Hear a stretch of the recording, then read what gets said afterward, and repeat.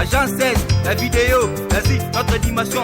Les Congolais, voici votre agence. Avec ingénieur, tonton Winga 16 mm. Papa, na Kevin, agence 16, j'étais un Mila, Bazako, Kadesa, Kokola, toujours imité, mais jamais égal. 16 mm. 16 mm. 16 mm. 16 mm.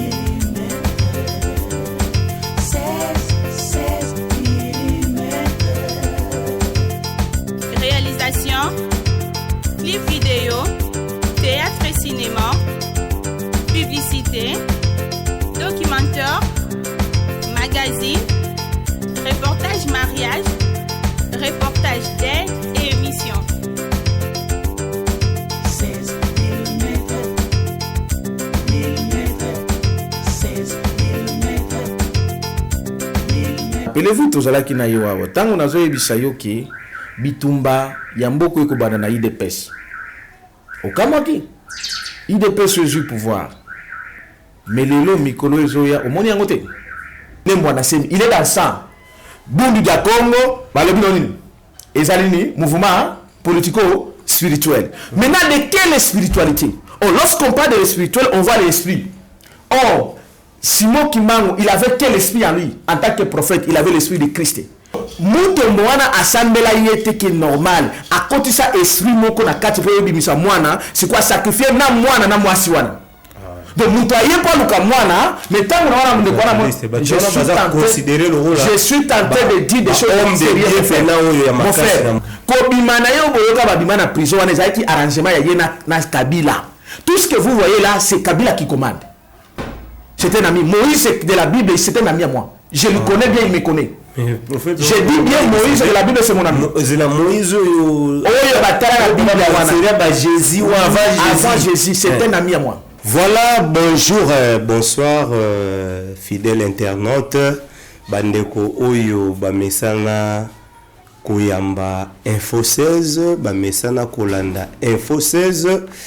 Tosengi toujours beau continuer ko s'abonner pour tout le ban Info 16 tout le ban la vérité depuis que vérité tout le ban Info 16 et déranger un peu bateau pour mutu ya molili alinga la lumière té voilà vérité quand tu as roloba tu inventara mamuté tu as roloba oyo to monina oyo to yebina oyo to yoka ki tuluki pe ba preuve to moni yango to yara kolobela nabo mesano ndenge to mesana koyamba na émission oyo e yambaka ndeko na bino prophète Benjamin Kawanga to prometa bino to loba boye to robenga prophète to solana ye to poto za vraiment éclairer malamu pour na likambo ya ne mwana nsemi.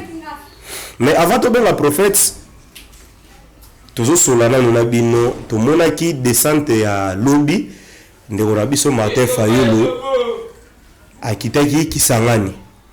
En tout cas, vient à Martin Fayulu, na ebiti wana to bien ngo kisi, ya bakache ou beto bien ngo na ebiti mais full ya rosakanate na ebiki bokolanda pe kaka na Info 16 tokotira bino image wana full ya rosakanate batu baye kozela Martin Fayulu niveau bayambiye na mesalemate en tout cas nga na bano okota Martin Fayulu mois d'août wala mna toloba moi vérité na bano okota mois d'août mesikoyo na komo za la convaincu que akoki sala quelque chose donc la muka ezaleza la tena senti que vient à Martin Fayulu akoki ko sala quelque chose tout mon équipe kokuta na ya chef de l'état Félix Tshisekedi asolola kina ba gouverneur séminaire wana zo banda e banda ki lobby c'est même mobimba et ozala lisolo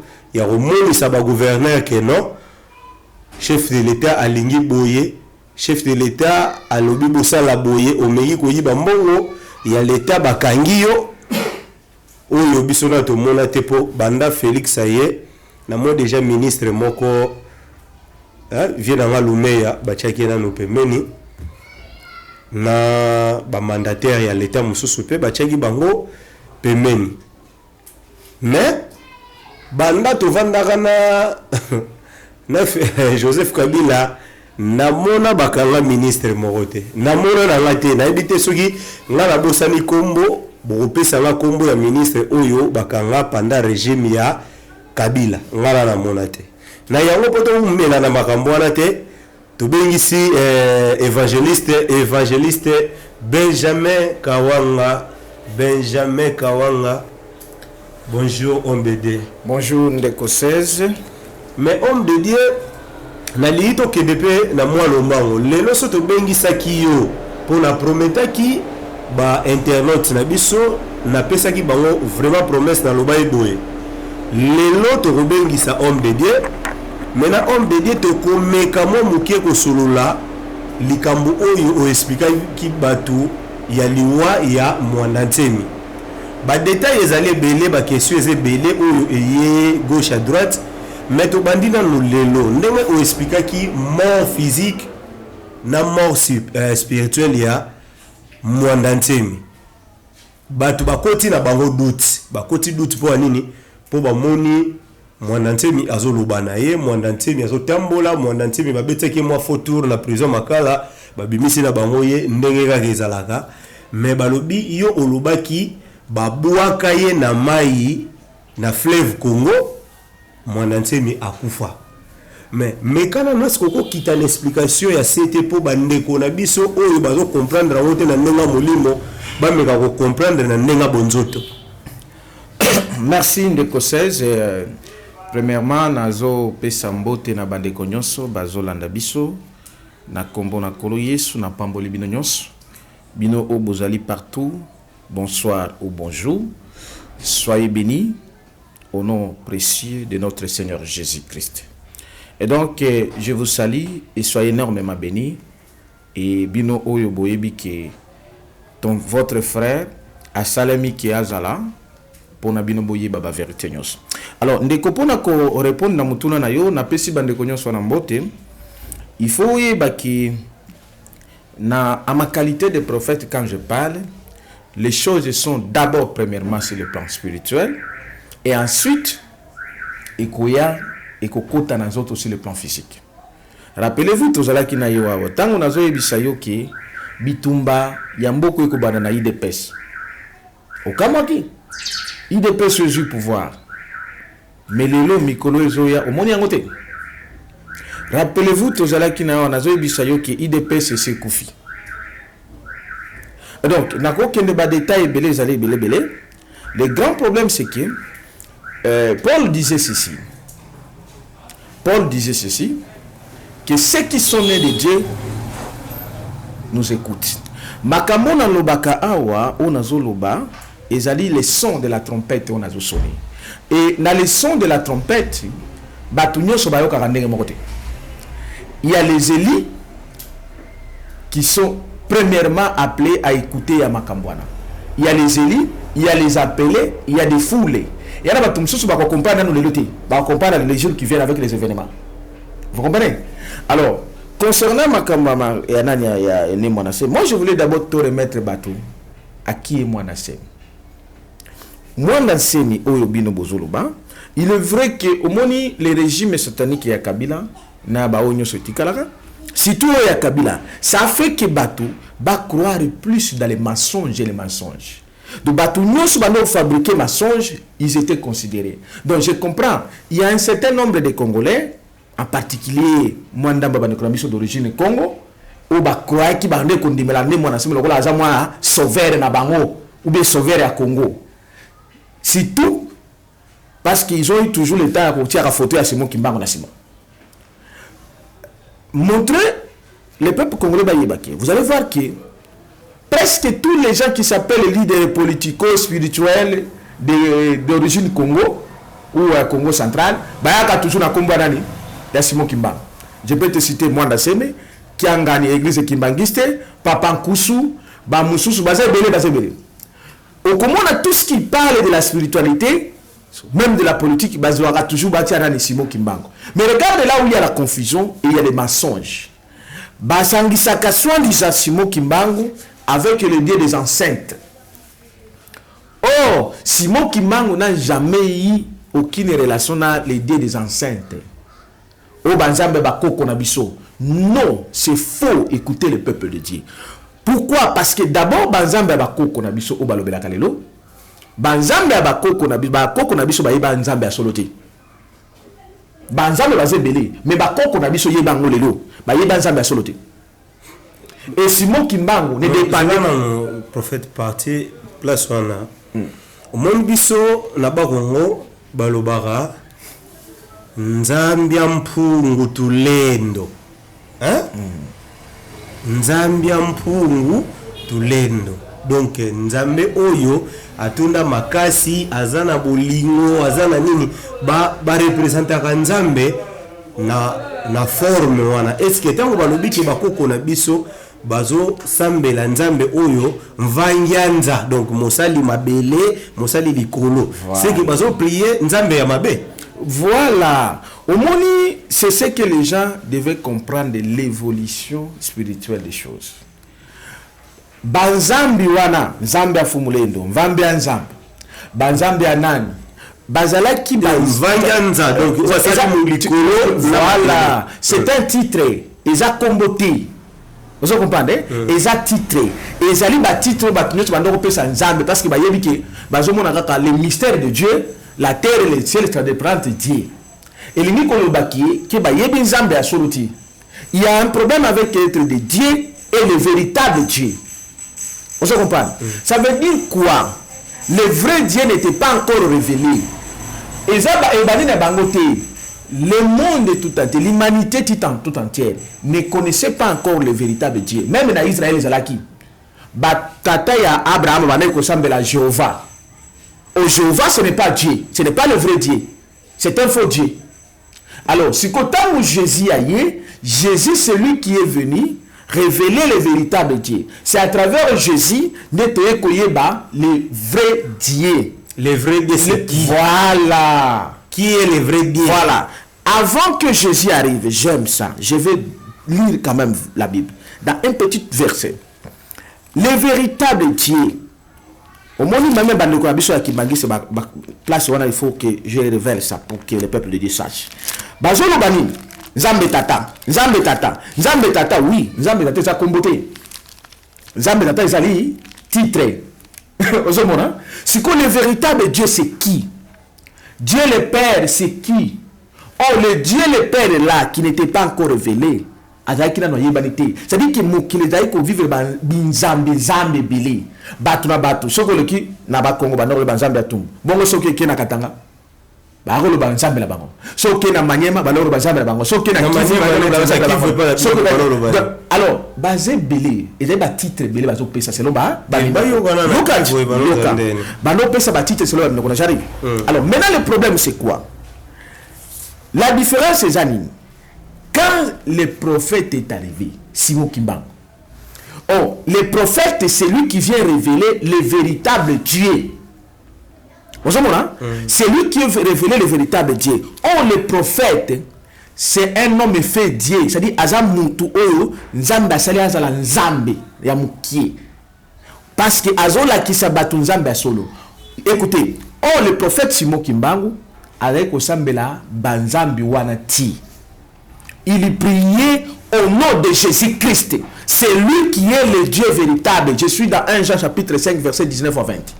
Jésus-Christ, c'est lui le Dieu véritable. Ça veut dire quoi? C'est à travers Simon Kimbangu que Dieu s'est révélé. Le véritable Dieu s'est révélé.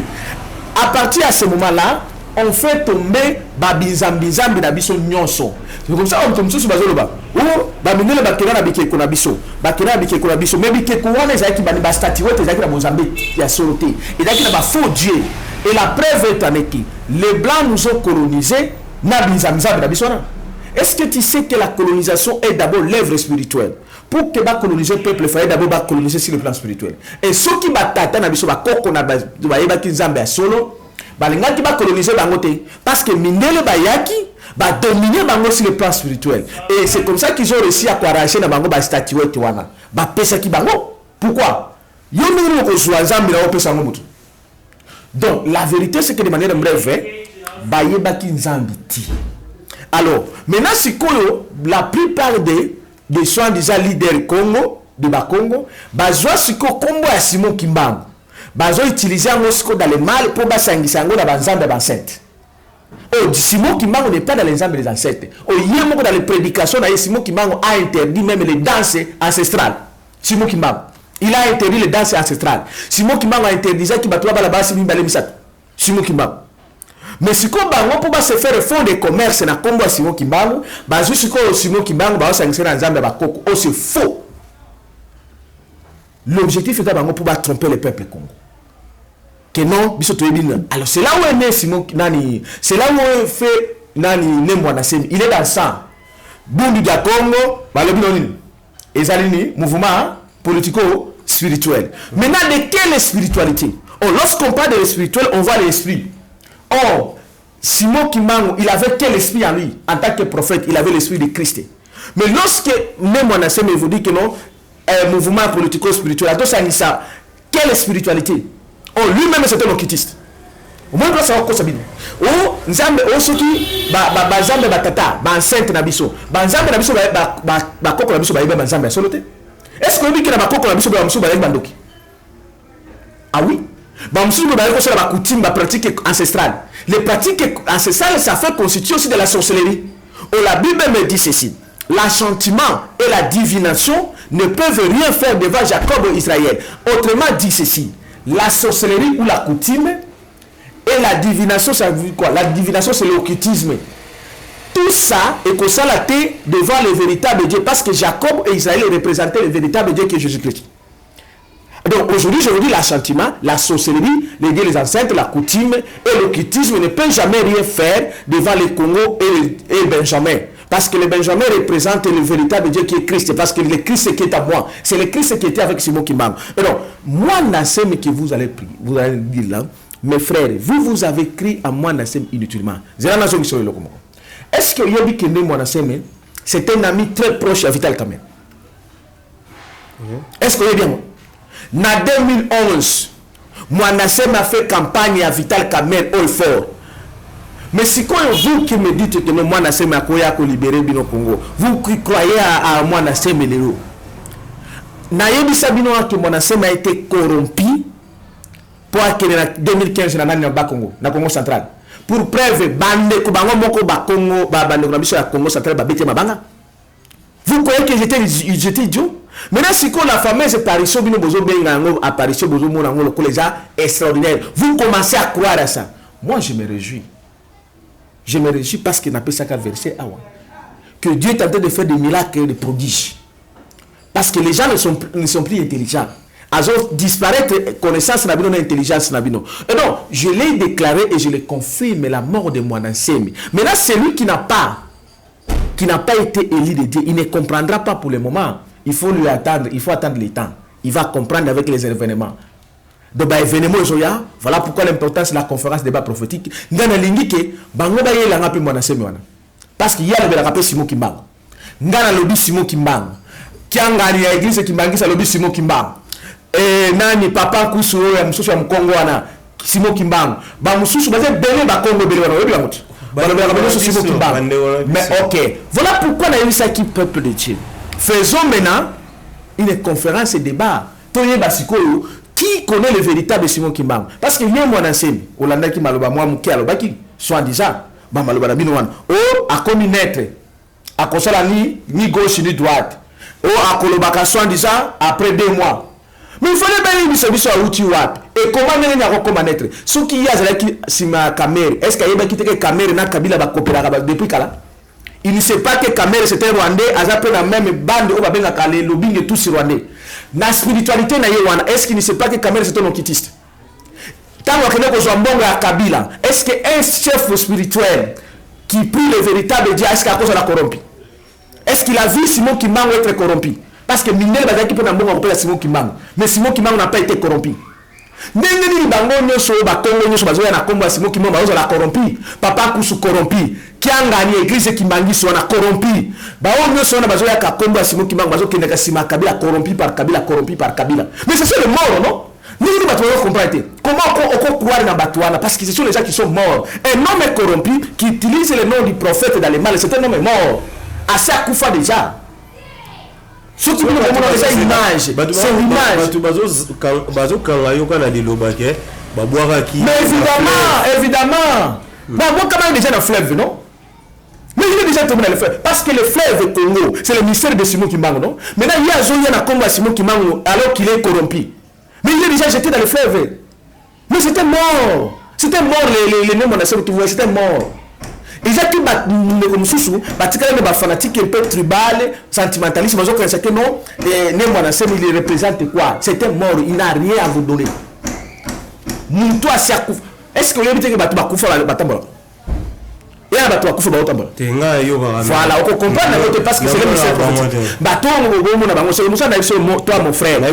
C'est pourquoi la pression conseille que les Gabasi Bilinga Lingati, au côté de moi, ça Koufa. Bazo Tambola Boy, Nana Sina Koutanam.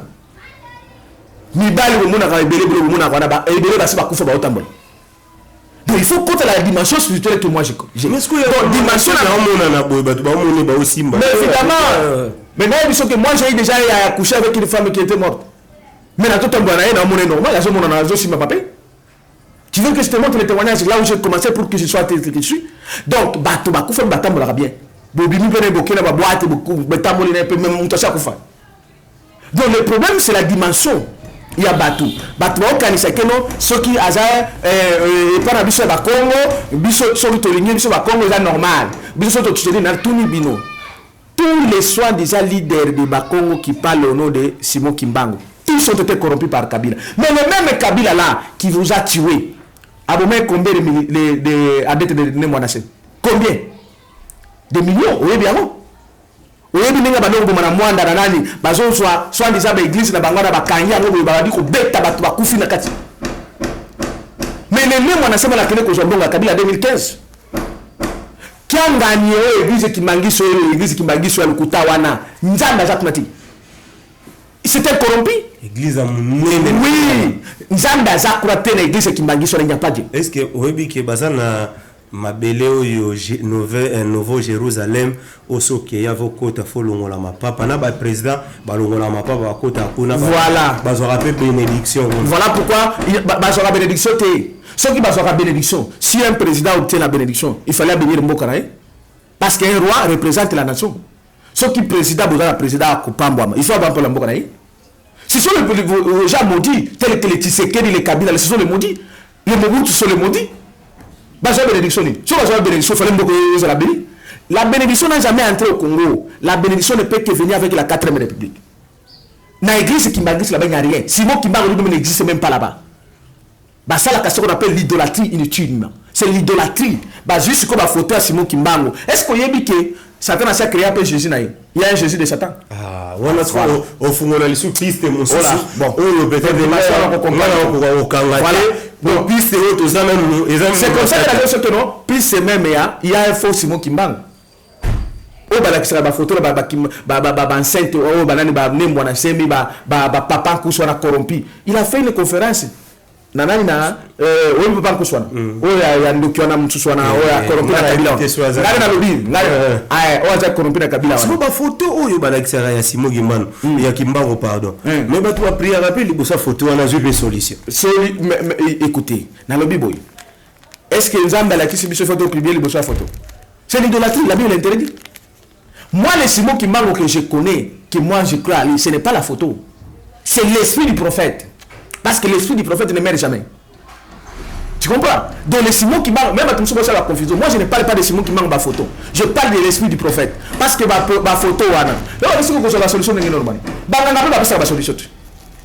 Yo mona onde banganga apesa ba solution ba passer la lukuta oyo ba mutombo ba apesa ba solution les gens appellent exemple moko ndeko moko ayena na passer au kiti sur satanique mutombo ayeke moi sina abota kate aye po abo sina abota mutombo asalele ba invocation na ye ndeko wana moi sina zemi après ko zemi moi saboti après ko bota bo quelques jours plus tard tant aboti ba yeba le kisi na télévision ya mutombo publicité.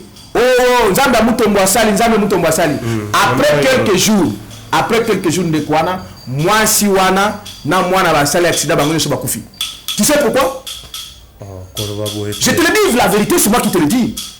Moi, si wana, batuti bangona, banani. On tout là, sinon c'est le maranambo, on a et ils ont le système satanique.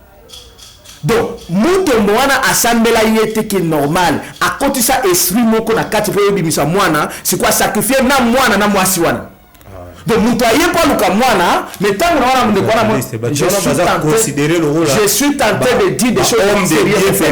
Mon frère, et le frère là, il est là où moi je prie, on est tenté de prier pour lui. Mais je te le dis, c'est la vérité. Est-ce que tu pardon, c'est moi qui te parle. Moi je te parle d'abord en tant qu'espirituel parce que moi je suis dans ça. C'est la vérité. C'est pour dire que non, ce sont des spectacles sataniques parce que Satan aussi c'est un Dieu. Il donne soi-disant les solutions. Mais la Bible me dit ceci. C'est la bénédiction de l'Éternel qui enrichit. Elle ne souffre d'aucun chagrin. Vous connaissez que nous avons qui nous peut ça moana. Après ce nous avons un accident. Donc ça ne vient pas de Dieu. Ça ne vient pas de Dieu véritable. Donc la solution même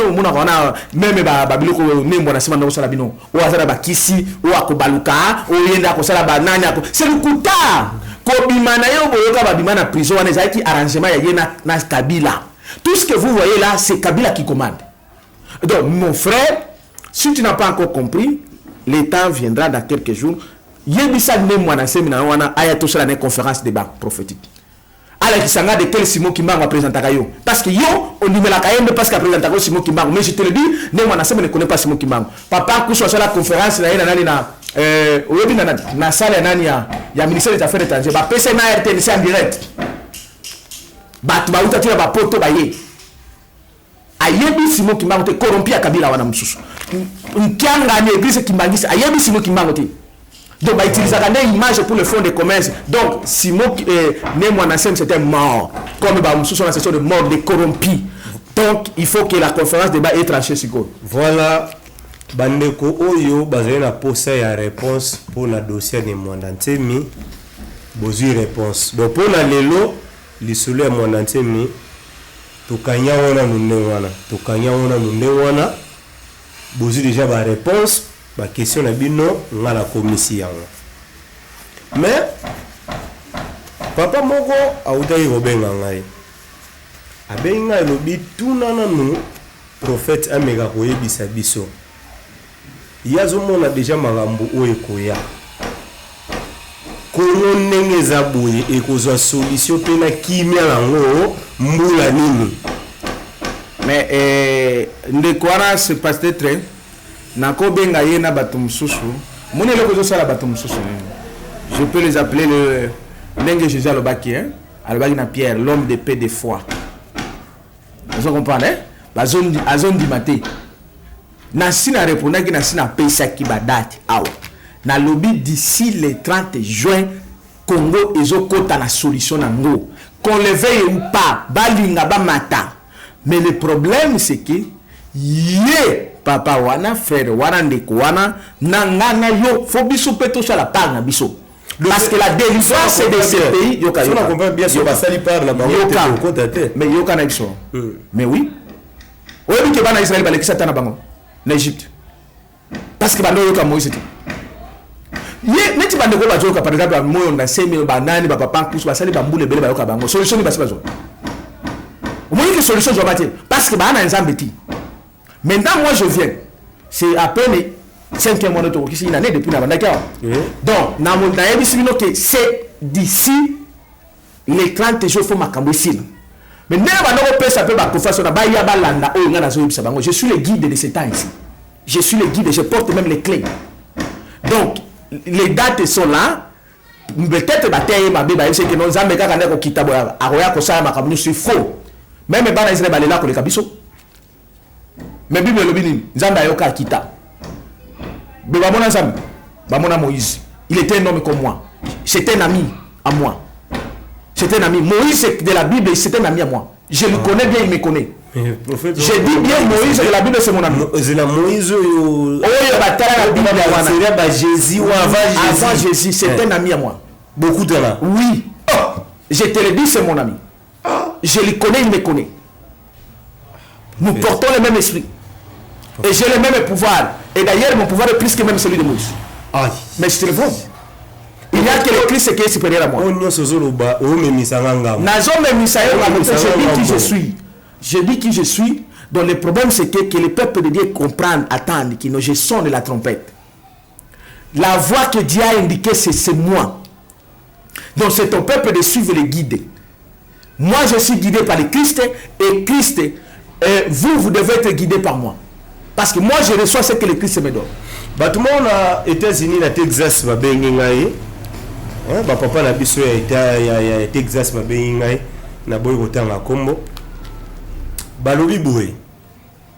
Soki batie liosko ba moyen na bango, bango batie ba moyen na bango. Osala ba conférence na yo, osala mamu na yo. Soki na suka bazui solution te. Et ozala ndeni. Po bango batie ba moyen na bango. Na suka bazui solution te. Nasi na pesa ba réponse na makambo na nyos. Nasi na pesa ba réponse na makambo na nyos. Batie ba moyen, soki ngai, je l'ai déjà dit. Si moi j'ai fait, vous mettez les moyens, moi je fais ma part. Si tu connais le 30 juin, solution exacte na Congo, bobo manga. Mais ba bobo. Ngana ko na komiboma. Ngamo ko na komiboma. Obenga biso te ko filmer au milieu. Oui, ngamo ko na komiboma. Et je vous dis ceci, mutu moko a kondimela Jésus-Christ qui est Dieu ressuscité. Nabi mutu moko a kondimela que Jésus-Christ est Dieu ressuscité. Oui, le problème est là. Peut-être les gens, je parlais avec un pasteur, c'est mon frère. Moïse, il me semble que l'histoire de Moïse au Zorobana. Pasteur me dit non, Moïse a kenagi na ngomba, a sala kinini. Même ce que mes pasteurs. Est-ce que tu sais que moi je suis allé à Kisangani, je fais plus d'un sans téléphone ni quoi que ce soit. Na zonga la que je suis allé plus d'un an, na sala au même téléphone. C'est plus qu'un ngomba. Oh Moïse a kenagi. Je fais 200 na sala na téléphone na mututi. Je parle qu'avec les ciels. Parce que je suis votre frère congolais, vous ne croyez pas à moi. Donc vous êtes obligé de croire. Même si il y a quelque chose qui vous aveugle. C'est pourquoi il faut que je prie pour vous. Parce que mon frère, moi je ne suis pas venu pour nous pasteur, pour nous non, non.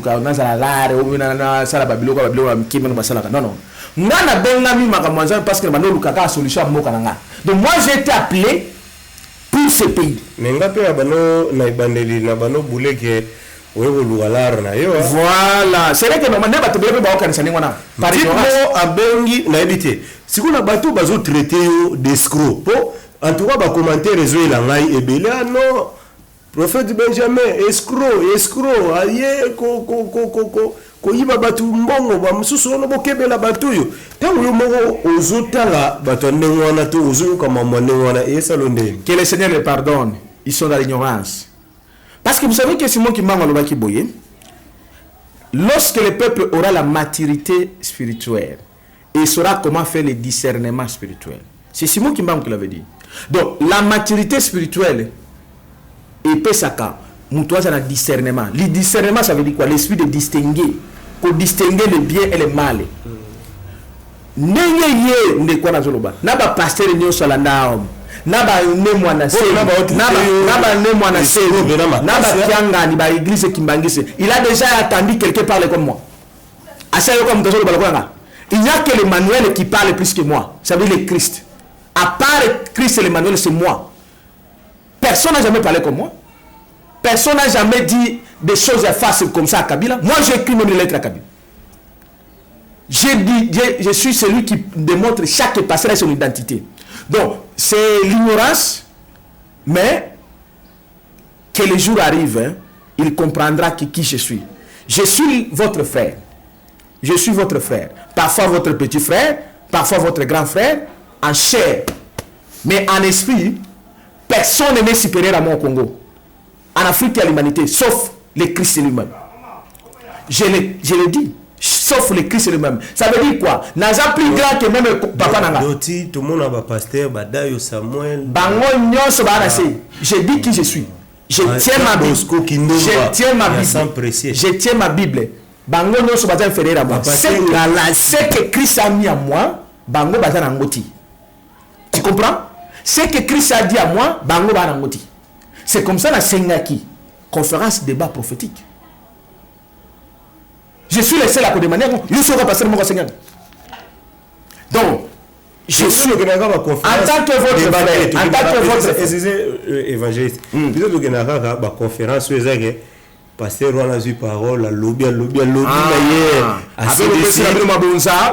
alobi na suka muto akotuna ye azati et puis esili et puis pas botuni on mona pe ba polela bino ba question ya tuna te c'est comme ça ngana sengi ke eza la conférence débat prophétique ba moi na se bano ko sabino so bano ko sabino boya na ye kiangani so na lebo so ki boza ete même na moyen ndeko na balobi na ba moyen ba loué kata stade de martyr Batiaka biso babenga ba pasteur ya biso nyonso ozobanga sécurité na yo te. Écoutez na biso que mutu aza na pouvoir ya kobomanga ye azate akozalaka pe te. Personne n'a le pouvoir de tuer Benjamin Kawanga Mukandila que je suis. Je dis bien personne.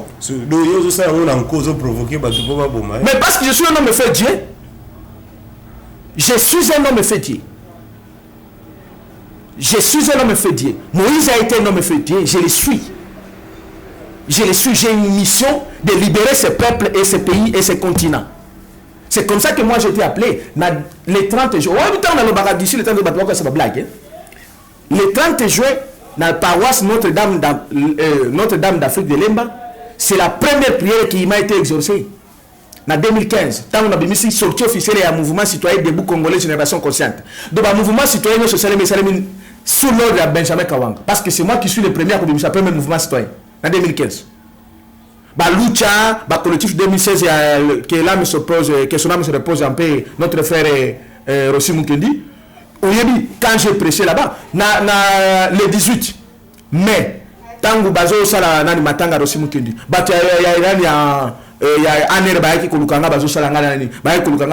Je l'ai démontré une démonstration. J'ai évoqué l'esprit de quelqu'un par Babimisi Bango Libada. Je suis un homme fétier. Je suis votre frère. Mais la délivrance de ce pays m'appartient. C'est à moi qui en ai. Et c'est à moi de suivre.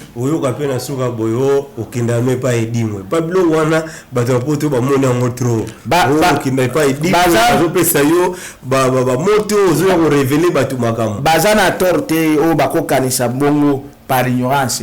Et Dingo n'a même pas 1% de ce que moi je suis. Et Dingo que vous dites là, il n'a même pas 1% de ce que moi je suis. Vous comprenez? Et Dingo, il n'a même pas 1% de ce que je suis. Je porte l'esprit supérieur. Si vous êtes évangéliste, c'est au Kende, Nalikamboya, Ngara Utumona Awa, président de la République, Félix Tshisekedi Antoine. Na senti ta wakoti na salle, en tout cas, président a commis vraiment la charisme au Zake, so monier, en tout cas, senti au na moni, vraiment président yé. À côté tout le monde debout, généraux sali, tout le monde d'accord. Tant a eu parole devant le gouverneur et vice-gouverneur. Nalandi, n'habite sur l'anda discours on a ponga nalanda kiawa. Nalanda. A telemeli makambuya ba détournement. De tout ko lo baké et sili na Congo pena justice ekoti logique et koti mamunio ce seconde to kende to comme kende skoyo na vérité distraction en distraction mbala liboso yo ka ba discours wana mbala liboso yo ka ba discours wana Kabila sala ba discours wana combien au monani Yemoko Chilombo ye Tshisekedi est-ce que mbala liboso sala discours wana le 24 janvier sala ngote. Mais Yémo va se détourner combien? Quand on vous dit détournement, les gens croient que au Kenya, non, non. Ces gens-là, ils créent l'intelligence dans le mal. Ils ne vont pas créer qu'il y a une caméra créée qui n'a ni makamboya 100 jours. C'était pour détourner. Ils ont quitté même le gouverneur à la banque qui va dépasser mon animal. Dépassement budgétaire. C'est le détournement. On vous trompe pour rien. Mon frère, je n'ai même pas le temps de perdre l'État. C'est de les distractions. On cherche à distraire ce peuple qui n'est plus être à distraire. Parce que le Christ est là. Christ est descendu dans ce pays. Dieu est dans ce pays, mon frère, mes frères. C'est lui qui m'a donné le pouvoir. Il est dans ce pays.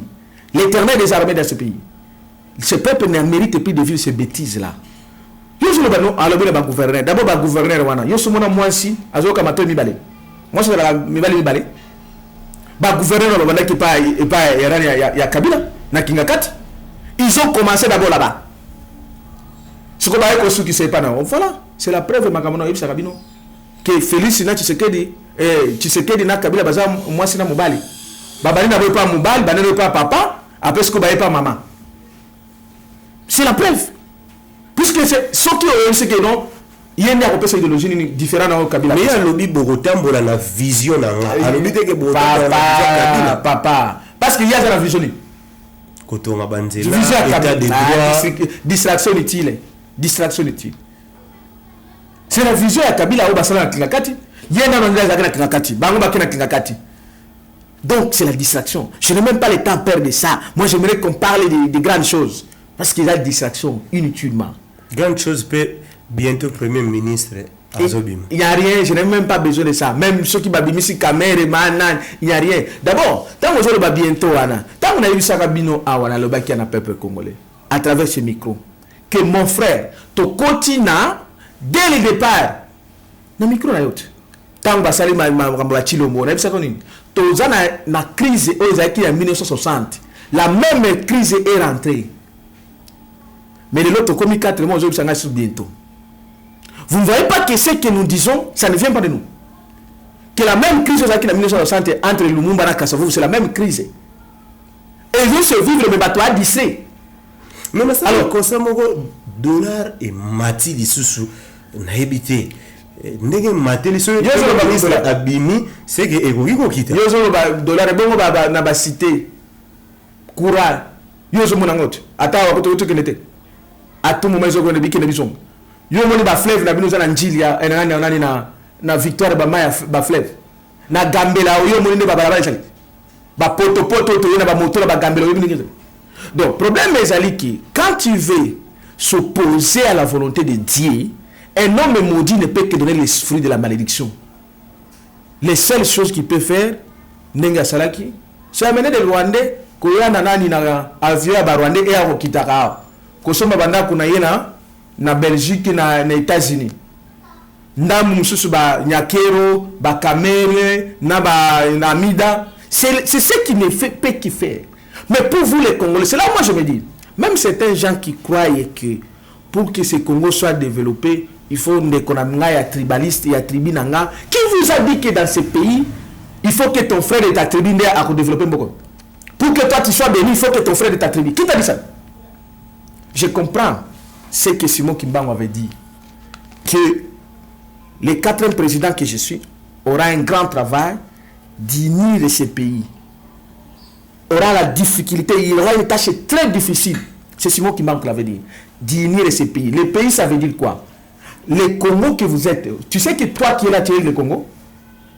Tu vas comme éparpiller na valeur tribale, valeur occulte, valeur spirituelle, le kuta, le kola nemo na seme, mususu Jésus, yeriete, mukuna, mutombo, sikatenda, bazo kabola le peuple de Dieu, catholique, le kuta.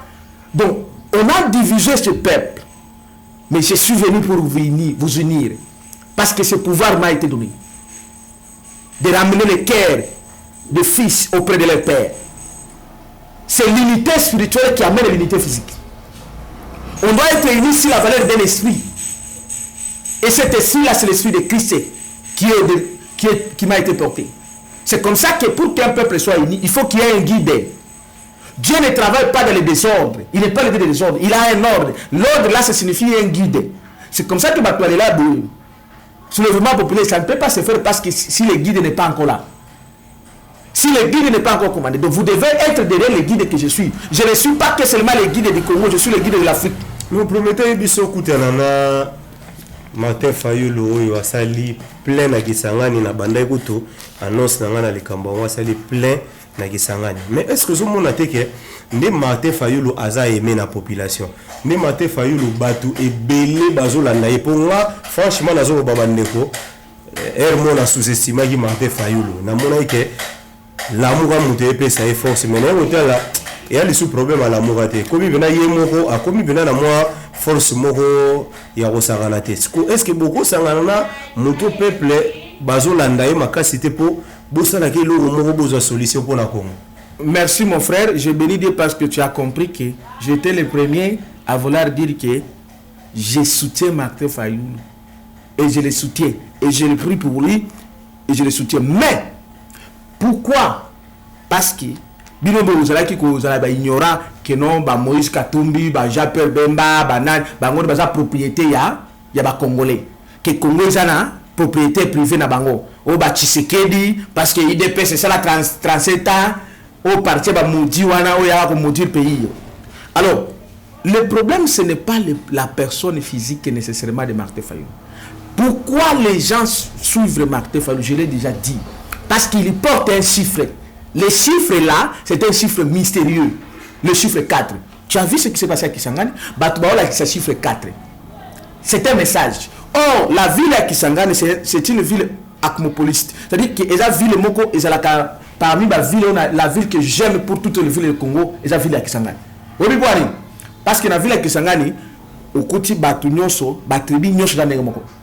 Balobaka Lingala, Swahili Moko. Là-bas, il n'y a pas de tribalisme. Le roi va ville Moussou sur le coup, la solo Bandulu, Mpangi na Mpangi. Solo Kasai, oh, Kaka Baluba na Baluba. Même à Kinshasa, il y a une grande partie seulement. Hein? Soke Kindu, Batukaka ya mtoto wa mama, oh mtoto wa Kasongo, oh mtoto wa Kindu, oh mtoto wa Manyema. Soke ina nani na mais là-bas minono c'est le non, en majorité non, il y a quelque chose. Alors, je connais qu'il y a quelques valeurs, mais la ville où il n'y a pas de tribalisme, c'est la ville de Kisangani. Tu trouveras toutes les tribus là-bas et Bangonyoso. Des grandes langues nationales sont parlées calmement. Alors, c'est comme ça que vous ne connaissez pas les mystères des villes. Or, Lumumba, avant Lumumba, Simon Kimbangu a fait plus de 6 mois en prison là-bas. Lumumba a fait la prison là-bas. Disait la bande Kimawana. Musée pas comme à Kinshasa, il fallait Kisangani n'ait décidé. Donc le 17 mai, ils ont aussi la Awa, République qui va ne à Kisangani. L'ordre spirituel pour que Musée comme Awa et autant Kisangani. Donc c'est un mystère. Et c'est pourquoi je me dis, il fallait Martin Fala Kende. Pour prouver kanisa ke o Moïse Katumbi yende wana parce que Moïse Katumbi ça qui est une association na bango na Chilombo na Tshisekedi donc azo distraire le peuple comme ça je l'ai dit na il ça qui a déclaré l'affaire à mission à la Mouka.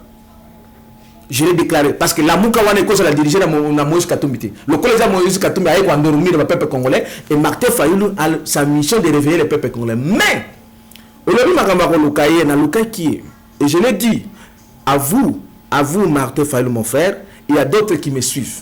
Vous qui êtes proches de Martin Fayoulou. Attention.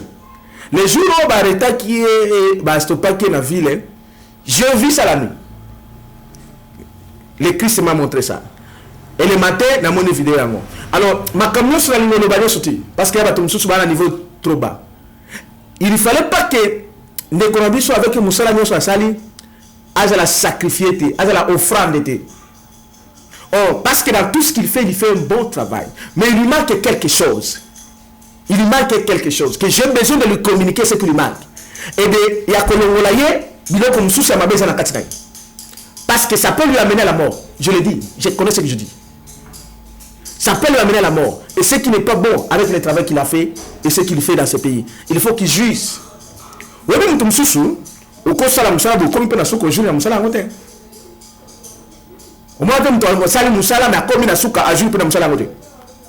il faut qu'on ait connu les signes du temps.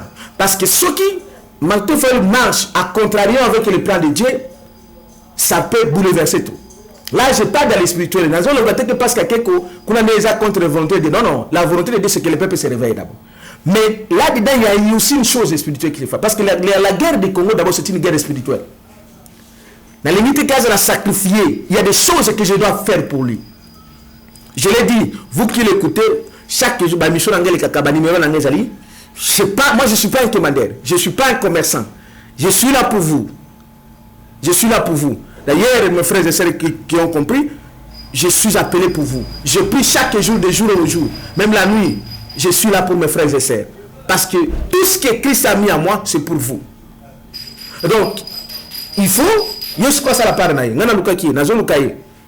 Mais j'ai pas l'accès, mais bango on a accès nanga parce que ngana tiaka info c'est la numéro partout. Na tiaka ba numéro nanga numéro na benga ki na komela ke message. Ba message ba mission sociale ngana tinela kaye. Donc qu'ils comprennent ça. Na yebi to ba congolais et ba te dele so ba comme moins élevé, ba lingaka ba prophète yo ba ya ko caresser bango. Jamba le bien ko président, yo no sala boy. Tu vois, les gens aiment ça. Les gens qui lui donnent les prophéties flatteuses.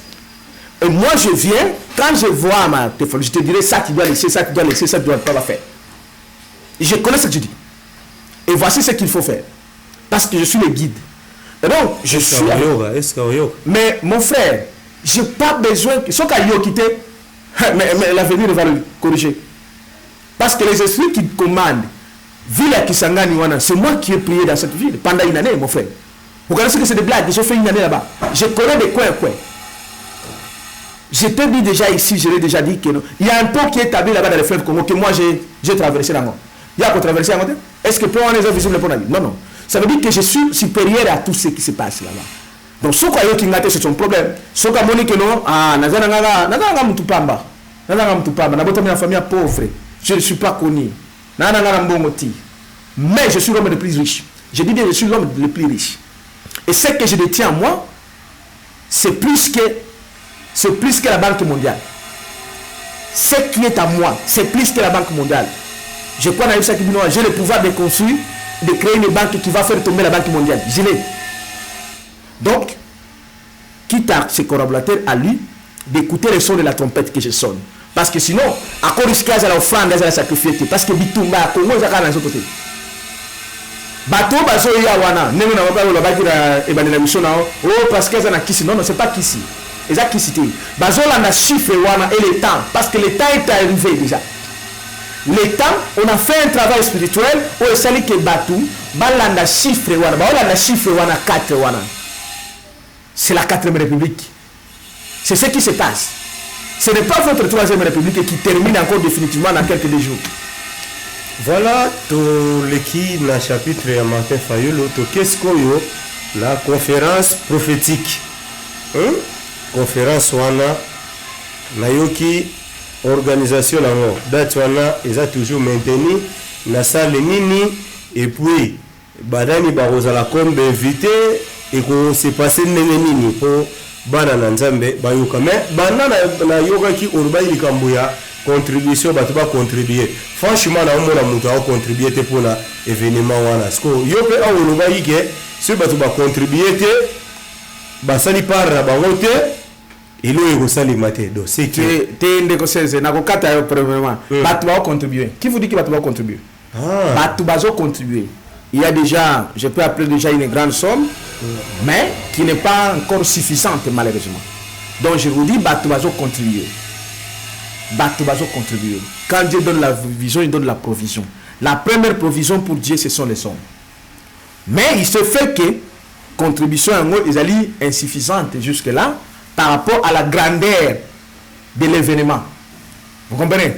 Parce que ceux qui, par exemple, n'a loué qu'à salle et que la presse et n'a pas si bango bongo to yoza moko ba journaliste o yebi ba journaliste diffuser les matins voilà à cause de l'image wana ba fandi nango ba diffuser voilà alors c'est comme ça que les moyens sont encore insuffisants et c'est pour cela que on a jugé bon de reporter la conférence débat prophétique encore pour 2 semaines de plus. Ça veut dire le 29, ça sera toujours un mercredi, le 29 de ce mois, afin de permettre à ce que les gens qui contribuent, ceux qui ont contribué, qu'ils soient bénis et qu'ils seront bénis encore davantage. Je vous jure, parce que vous l'avez fait, et parce que vous le faites et vous le faites, vous ne serez jamais morts pauvres. Même vos enfants, vos petits-enfants vivront cette bénédiction divine. Parce que ce n'est pas moi qui vous l'avez donné. Voilà ce que la salle, non, ça veut dire qu'on n'a pas encore loué la salle. Mais il y a quand même une grande somme, mais qui est encore insuffisante, qui est à notre main. Alors il faudra que tu réalises la totalité. Il y a salle, il y a presse. Là, on peut louer la salle, on donne directement.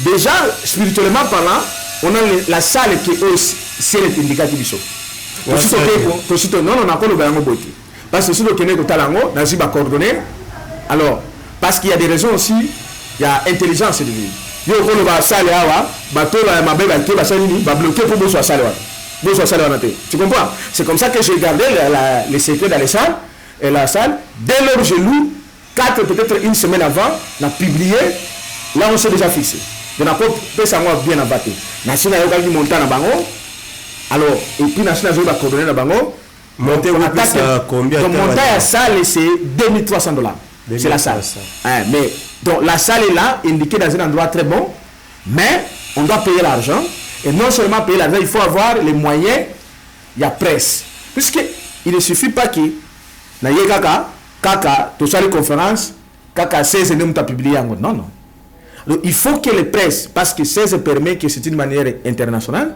ba tout nyoso balanda na tout partout au monde mais si le plan national oui bien c'est tous les chaînes locales au moins dans chaque chaîne au moins $100 là ils seront contraints de faire quoi de publier parce qu'on a besoin que et ceux qui sont à l'étranger et ceux qui vivent ici écoutent les sons de la trompette et écoutent les décisions divines.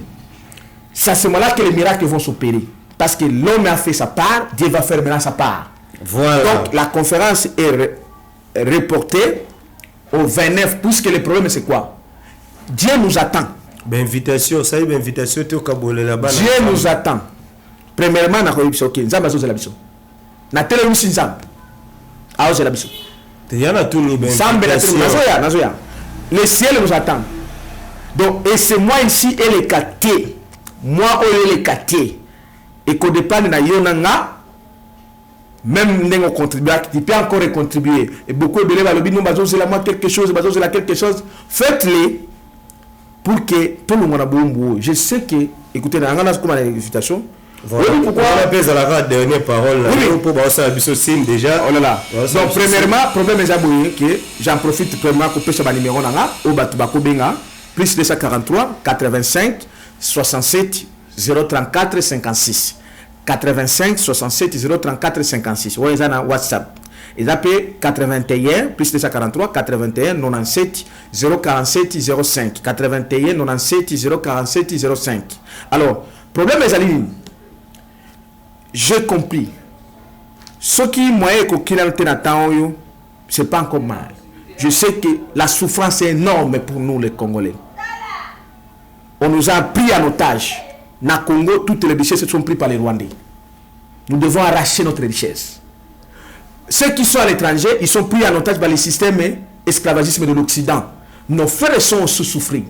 Ils sont dans l'esclavagisme qui sont à l'Occident. C'est une question d'avoir l'intelligence. C'est comme si on le paye, mais qu'on ne le paye pas. Mais, malgré tout ça, nous devons avoir la foi en Christ, en Dieu véritable. Parce que nous n'avons pas le choix. Soit de mourir ou de disparaître, ou soit de survivre ou de vivre. Et pour vivre, il faut ça. Parce qu'il n'y a pas une autre voie. Il faut ça. Donc, l'invitation à non. Comment je vais faire les invitations? Je vais lancer les communiqués dans les télévisions. Tu comprends? On paye les communiqués à la télévision, on invite tout le monde. On parle d'invitation personnelle. Non, on va inviter tout le monde. Donc, il suffit d'avoir $100, $200, on fait passer les communiqués à la RTNC, on paye, conférence, telle date, telle adresse, telle. Donc, tout le monde est appelé de venir. Donc, il faut la polele pour la Congolais à la libérer. Voilà. Je l'ai dit, la fin de cette conférence de débat, c'est un mot d'ordre de la révolution divine et populaire. Voilà. Parce que après avoir que le peuple soit éclairé, soit réveillé, il faut maintenant qu'on marche, qu'on entre dans la terre promise qui est la 4e République. Et nous y entrerons. Croyez à celui qui est l'Éternel des armées. Nous y entrerons à celui qui m'a envoyé. Que le Christ vous bénisse. Et qui vous bénisse, vous qui contribuez, vous allez qui contribuer, mais vous avez droit, même si vous n'avez pas l'argent pour contribuer. Les numéros sont là pour m'appeler d'abord que je prie pour vous. Parce que je porte les clés. En priant pour vous, les choses vont s'ouvrir dans ta vie. Et personne n'y arrivera plus. En priant pour vous, tu vas voir maintenant les bénédictions. Vous savez, donnez-moi 2 minutes, mon frère. Vous voyez que les frères écoutent. Que mes frères et mes sœurs écoutent. Le ciel est bloqué Donc la bénédiction nous c'est chrétien ça bloqué. Maintenant il faut que je prie pour vous. Chrétien Congo. Non, tous les chrétiens. Les bénédictions de tous les chrétiens sont bloquées. Il faut que je prie pour vous, pour que le roi des Perses puisse se dégager, afin que tes bénédictions quittent le ciel pour arriver. Donc il n'y a pas que... La question, c'est que la conférence n'intéresse pas seulement les Congolais. Même vous qui êtes Angolais, Français, étrangers, Congolais, Rwandais, parce que voyez que je vous dis ceci. Avec les Rwandais. Oui. Mais les Rwandais souffrent avec le système Kagame que je vais déboulonner dans quelques jours. Nous allons déboulonner avec le Christ. Les Angolais, mon frère, est-ce que vous croyez que nous... Je vais terminer. Nous au pouvoir, nous les chrétiens, en tête de moi, votre frère évangéliste, Kagame sera là. Non, nous allons le chasser. Museveni ne sera pas là, nous allons le chasser. Mais Kagame a bon ici Rwanda. Il n'y a rien là-bas. C'est avec le peuple qu'il a volé ici. Et le Rwanda sera notre province. Nani Sassou, il ne sera pas là, nous allons le chasser. Oyo Nani Ali Bongo ne sera pas là, nous allons le chasser.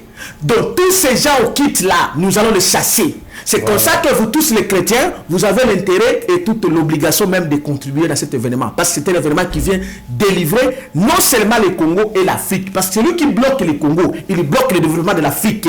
Voilà. Que le Christ vous bénisse parce que vous comprenez les sons de la trompette qui se sont en train de sonner, moi votre frère. Soyez bénis. Que l'Éternel des armées vous bénisse. Merci. Merci. Voilà te libérer. Évangéliste Benjamin Kawanga. Bandeko na ngai émission oyo nalobaka chaque fois. Toyaka pour la refinga batute. Toyaka pour na kochola batute. Mais toyaka pour te partager na bino ba idée. Te partager na bino ba idée. Merci na boti la biso ba message tozotanga yango. Na ba ingir na bino toala ngo posa. Na ba critique na bino toala ngo posa. Na pesi mbote na bandoki nyonso.